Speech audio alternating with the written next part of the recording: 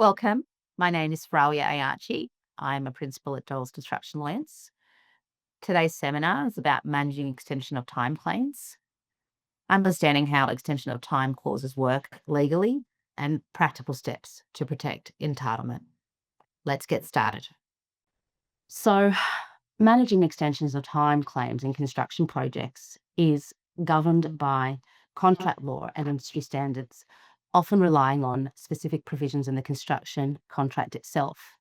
So today we're going to cover critical path requirements, or CPMs as we like to call them, defining the extent of delay, resource constraints, simultaneous parallel delays, and delay costs.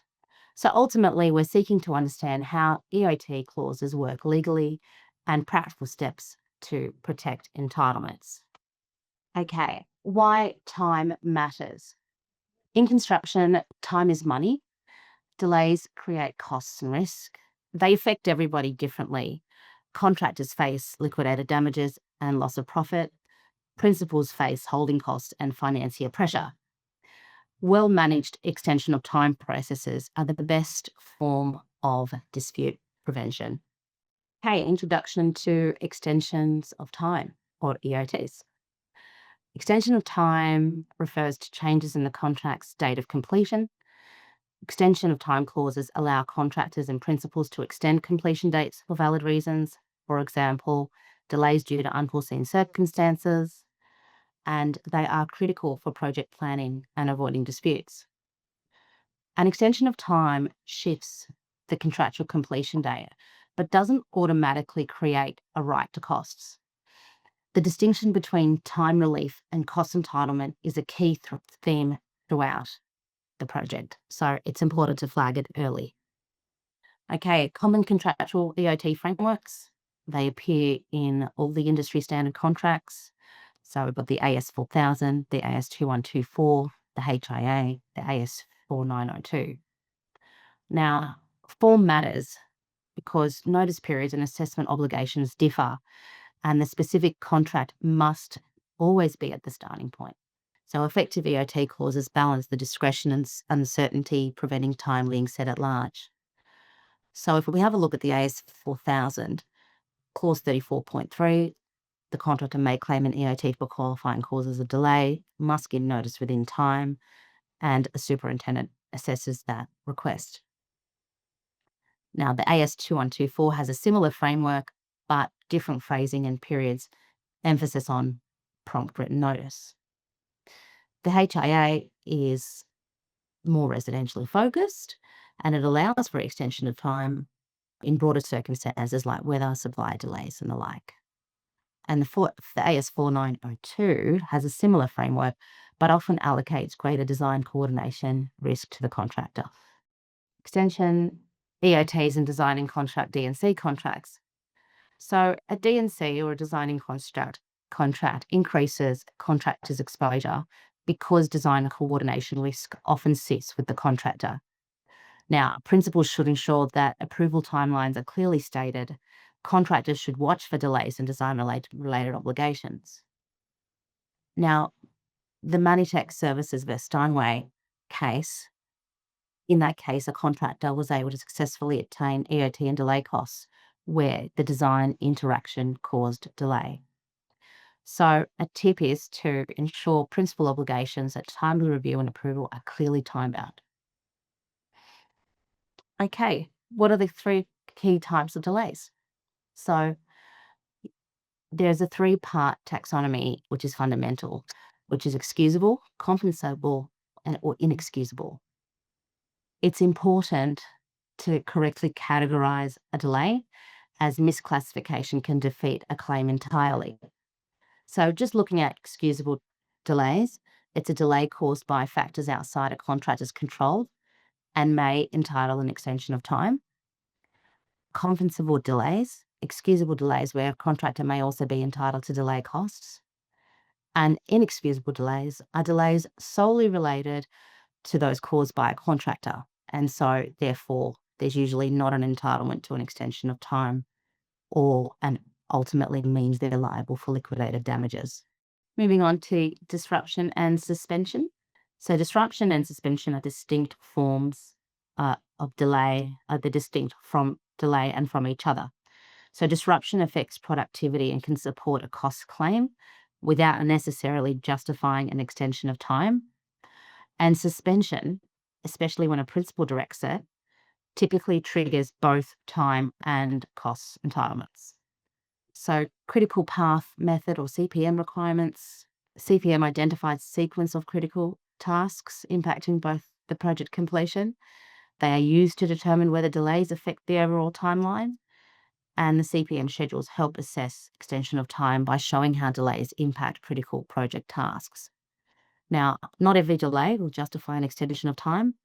There must be a delay to the critical path. So a CPM is effectively the analytical backbone of any serious extension of time claim. A delay that doesn't touch the critical path won't justify an extension of time. And this is where many claims fall over. So good schedules, properly maintained, are essential. Now, just having a look at a couple of case law examples.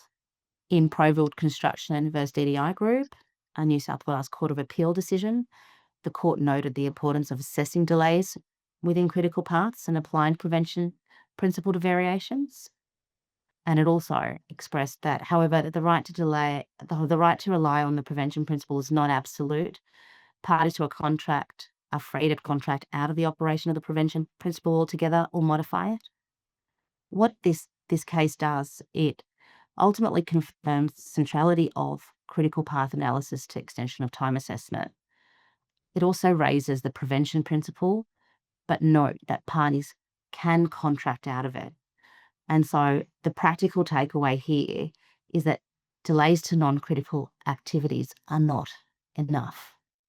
Okay, many contracts now impose express obligations to submit and update progress claims. A failure to comply may bar an extension of time entitlement or support principal liquidated damages claims. So in the leading authority of Gaymark Investments versus Walter Construction, concerning the prevention principle and the interaction between extension of title clauses and notice requirements. So in that case, Gaymark entered into a modified contract with Walter Construction to construct the Darwin Central Hospital Complex, and the modified extension of time clause provided that the contractor was only entitled to an extension of time where the cause of the delay arose out of any breach of the provision or the contract or other act or omission on the part of the principal, the superintendent, or their agents, and where the contractor had complied strictly with the notice which was required. Now, Walter claimed $4.9 million on a number of bases, principally for variations, prolongation, and disruption, and Gaymark countered the claim for about 1.5, principally arising through the application of liquidated damages in accordance with the contract.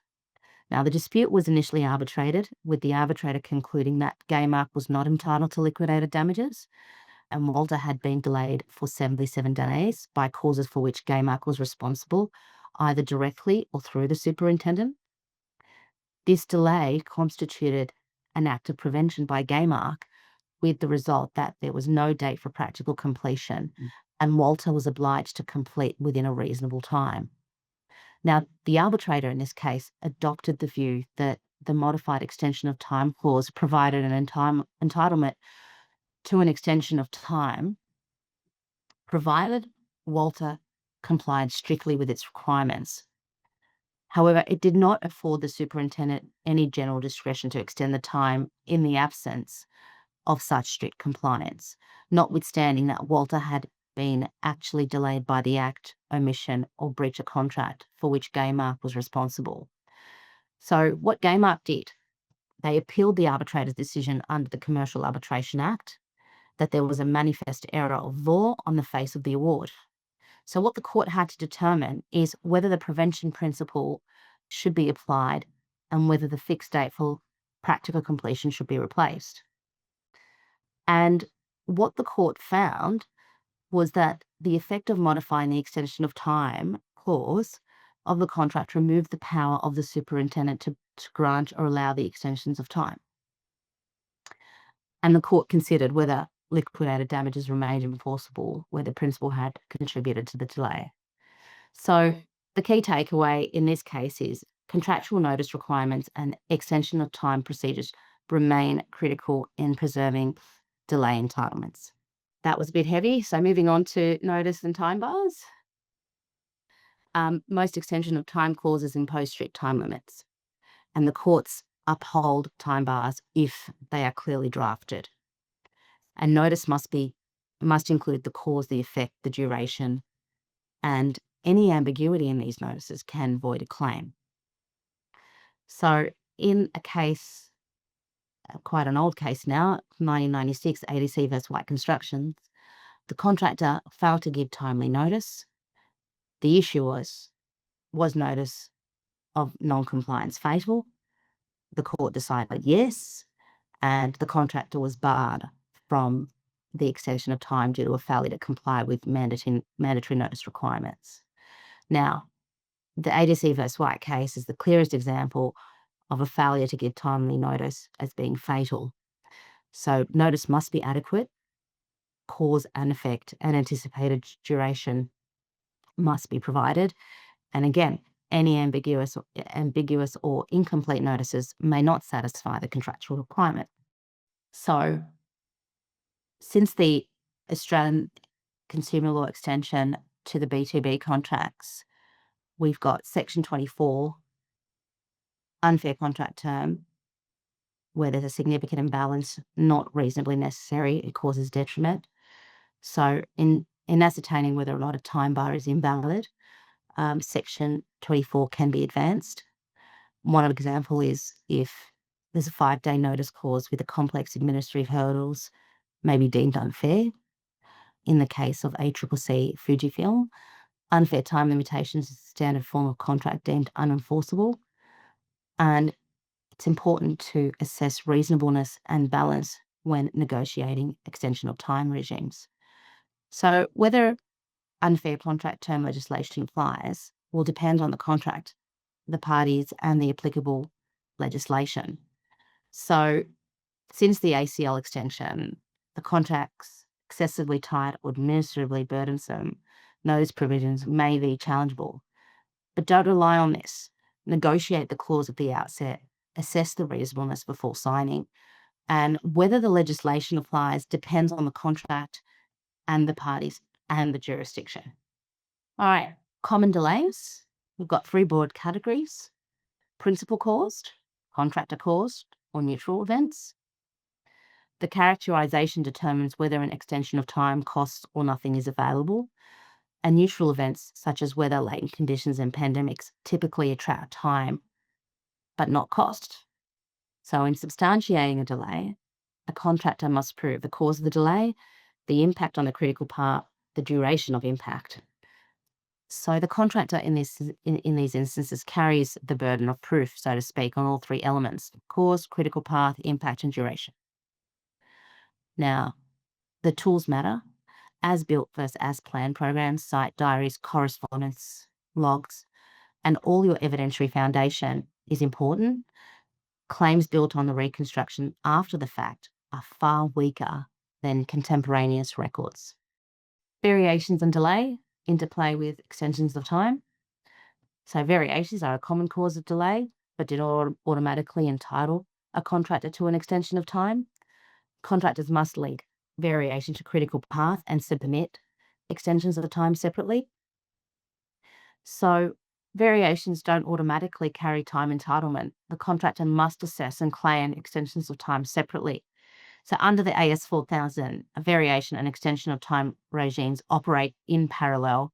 So looking at clauses 36 and 34. And a practical tip is to submit an extension of time with every variation notice where time might be at risk. Okay, defining the extent of delay. Delay must be clearly defined and its impact assessed. Timely submission of the extension of time claims is required, and it's usually within 28 days. In the case of Australian Development Corporation versus White Constructions, the contractor failed to provide the notice of delay within the 30 days required by the contract, and the court held that failure to to timely provide the notice of delay is fatal to the contractor's right to subsequently make an extension of time claim. Now, in the words of Chief Justice Doyles, imposing the notification requirement upon the contractor was a deliberate and important part of the mechanism for determining the time by which a date for practical completion could be extended. It was in mandatory terms, shall notify, equivalent to the mandatory terms imposed on the principal, shall determine the time. So, in line with the ADC versus White principle that we referred to earlier, the notice requirement is mandatory, not directory. And the quote from Chief Justice Giles that I just read out underscores the court reads mandatory language, shall notify, means exactly that. So the takeaway here is define delay precisely and notify properly. Okay, the Peak Construction versus McKinney Foundation's decision, it's an English authority on the prevention principles and liquidated damages. So in this case, the principal sought liquidated damages from its head contractor, which in turn sought liquidated damages from its subcontractor. And the Court of Appeal held that the principal is not entitled to recover liquidated damages against the head contractor, where a 58-week delay was caused by the principal itself, and the head contract did not enable the principal to extend the time for its own delays. So where the principal contributes to the delay and the contract has no mechanism to extend the time for that, liquidated damages may be unenforceable.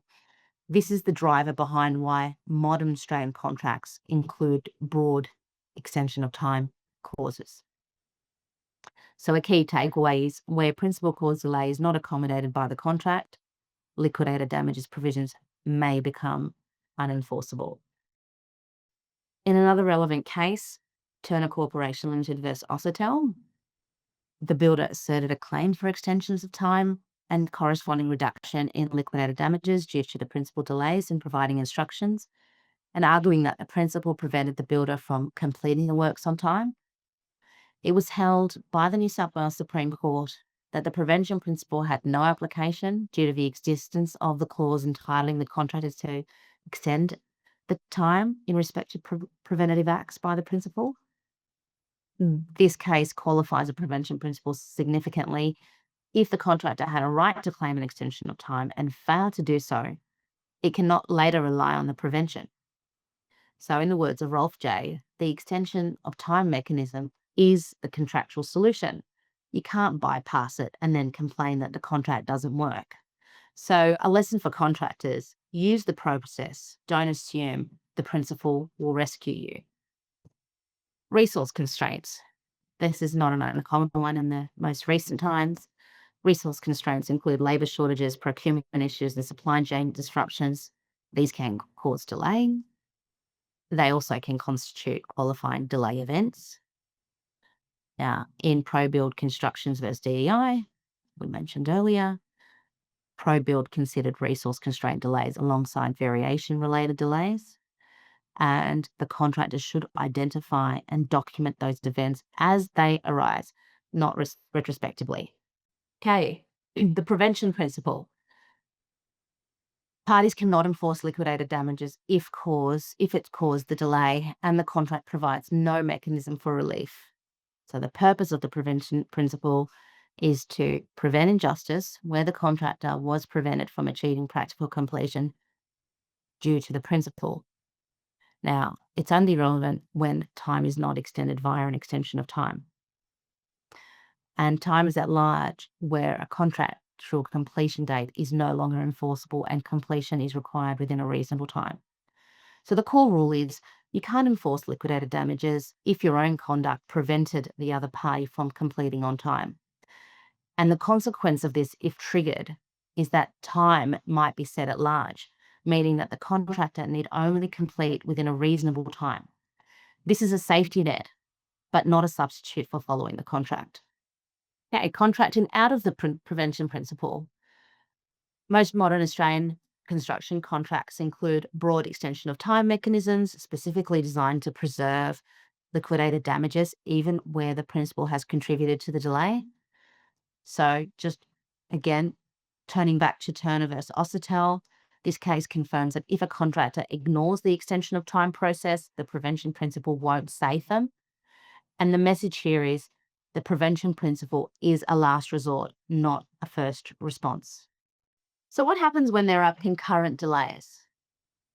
Concurrency is two or more overlapping delay events attributable to both the contractor and the principal. Now, Australian law generally adopts the apportionment or shared responsibility approach, and delays caused by both parties may neutralise liquidated damages but do not automatically entitle time. Now, Australian courts generally favour apportionment rather than all or nothing approach, and the contractual wording will often determine how concurrency is handled. So it's really important to check the contract wording carefully. Simultaneous and concurrent delays. Delays that overlap or occur at the same time involving both the contractor and principal. Contractors must allocate responsibility for delays to substantiate an extension of time. So the State of Queensland versus Doyles Constructions, in that particular case, the courts assessed when delay occurs for the purposes of concurrent claims, contractors must allocate responsibility carefully. A blanket claim without attribution is unlikely to succeed. And so in such circumstances, you'll need good programming evidence, which is essential to disentangle the concurrent events. Delay risk allocation in head subcontract change. Misalignment between a head contract and subcontract can frustrate delay claims. Ensure subcontract delays clauses mirror the head contract obligations, including timeframe. So the misalignment between head contract and subcontract delay provisions is a common problem, and it's an expensive one. So back-to-back clauses important but need to be properly implemented, including notice periods and approval workflows. A tip is use back-to-back clauses, but clearly outline notification and approval workflows. A pass-through delay claim can fail if the subcontract doesn't preserve. So entitlement to delay costs. Generally, they are only compensable where the contract allows. They must be linked to a principal breach or instruction or instructive variation, and must distinguish costs from general prolongation. So how do you prove delay costs? So you must provide contemporaneous evidence, so labour and plant records, equipment hire costs, and site overheads. And you may consider expert quantity surveyor input because that may be necessary to ground the claim. So entitlement to delay costs is a separate form, and it's separate from an entitlement to an extension of time. So proof requires records is the message here. So contractors can claim additional costs resulting from delays, including labour, equipment and overhead costs. And again, referring back to the ProBuild Constructions case, principal clause variations may support both extension of time entitlement and associated delay costs where permitted by the contract. So this case again confirms that principal clause variations can support both an extension of time and delayed costs where the contract permits, but contractors should claim costs and time together where both are available. Don't leave one behind. In the Hera Project case, that was before the Supreme Court of Victoria, the purchaser of land sought an injunction to restrain the vendor from terminating the sale contract pursuant to a term which states that the parties may end the contract by notice if the plan of subdivision is not registered by a specific date. The purchaser argued that the vendor breached its best endeavours obligation to secure the registration and is therefore prevented from exercising its rights of termination under the contract. And the Victorian Supreme Court applied the prevention principle in this instance and confirmed that a party cannot rely upon a contractual right where its own failure to comply with contractual obligations caused that relevant event. So in this particular case, you'll see that the prevention principle was applied outside the pure construction context because here it applies to a land sale contract. But the principle confirmed is that a party cannot exercise a contractual termination right if its own failure to perform caused the relevant triggering event. So broadly applicable, the principle is not limited to building contracts. Okay. In Thalen, Mole and Midson, this is a case that shows that even when the party's breach causes the second party's breach, the prevention principle can survive if the contract confers a separate discretion to extend time. So where one party to a contract is in breach of it, and the other party in turn causes the other party to also be in breach, the first party cannot usually complain about the second party's breach or rely upon it to terminate the contract and sue for damages.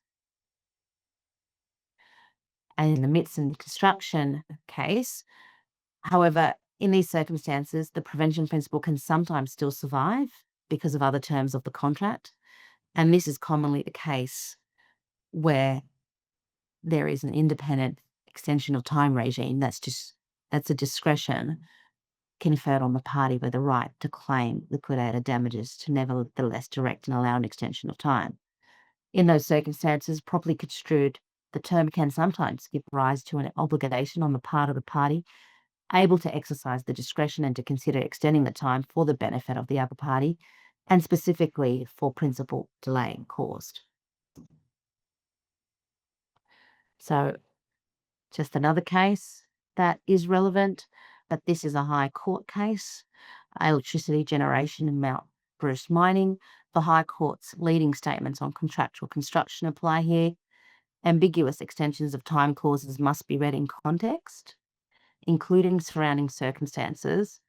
Don't assume that the clause means what it appears to say on the face. So whether a clause has the effect, however the matter for the proper construction of the contract, and may not readily be ascertainable on the face of the document, which is the contract, and in particular the specific extension of time clause, the contract must be considered as a whole, and moreover, if there is any ambiguity in the relevant clauses, the proper construction of them might require turning to and considering circumstances surrounding the transaction. Okay, some tips and tricks. Front load your programming. There are 3 practical priorities to get your baseline program right from the start. Identify delays as they occur. Don't wait for the superintendent to act. And the onus is squarely on the contractor. Passivity is not a strategy. Strict compliance with notice provisions is non-negotiable. Diarise every deadline. Substantiation is essential. Attach records with every extension of time claim.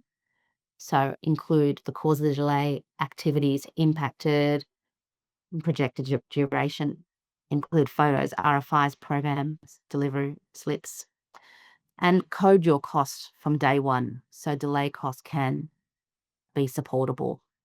These are the tips and tricks for principals.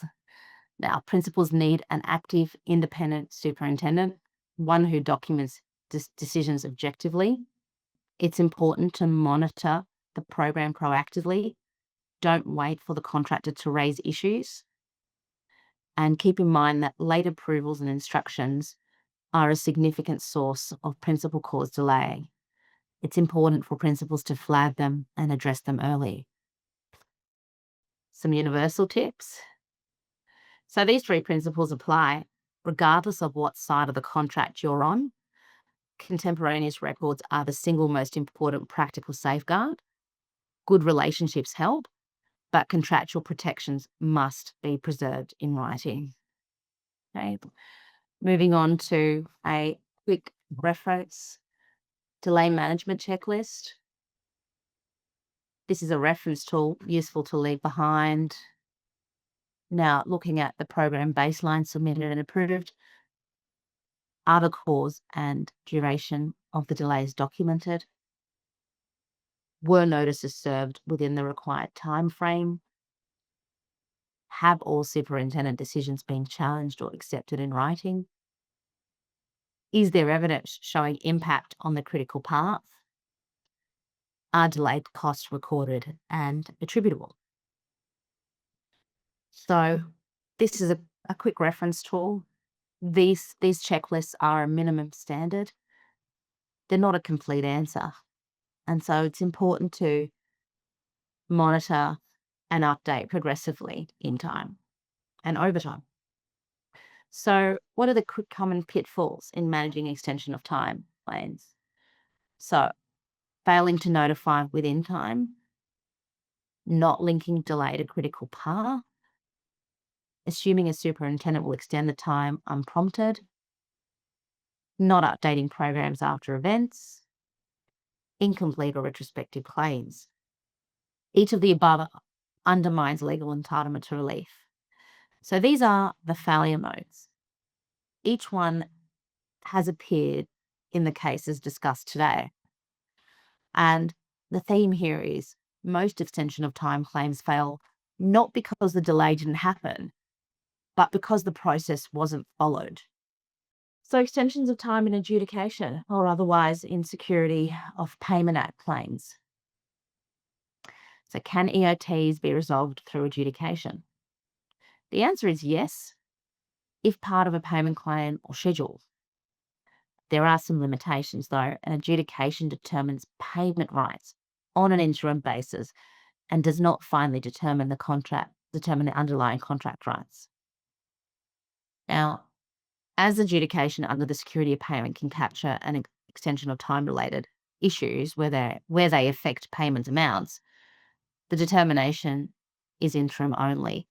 Now, the High Court decision of Southern Hard Breakfast Point v Doyles Construction confirms that a contractual entitlement to be claimed to the claimed amount must exist. So it emphasised the need for contractual entitlement for a SOFA claim to succeed. Now, if an EOT, and just, for practical use, if an EOT denial has reduced the amount payable, consider building the extension of time argument into the next payment claim. Okay, summary of key legal principles. Extension of time clauses are essential in construction contracts to manage delays and maintain project schedules. The prevention principle, which we talked about at length, ensures fairness when delays are caused by the actions of one party. CPM, clear documentation of delays, and timely extension of time claims are vital to resolving disputes. Now, the cases we discuss, ProBuild, Multiplex, Manitech, provide guidance on handling extension of time claims in various contexts. So, the role of extension of time clauses, the prevention principle, and CPM and documentation, these are practical guides, not just academic references. So, in conclusion, effective management of extension of time claims is essential for ensuring project timelines and avoiding disputes. Understanding key legal principles such as the prevention principle and the time of submission of claims is crucial. Contractors and principals should maintain clear communication and documentation to support or defend an extension of time claims. Successful EOT claims are identified early, notified promptly, and supported by contemporaneous records. So, early identification, prompt notification, and good records are the foundation of a successful extension of time claim. And in this instance, if all those things are maintained, both sides benefit from a clear, well-administered extension of time process. What it does ultimately is it reduces the cost and risks of dispute. That concludes my presentation. If you have any questions, please feel free to reach out.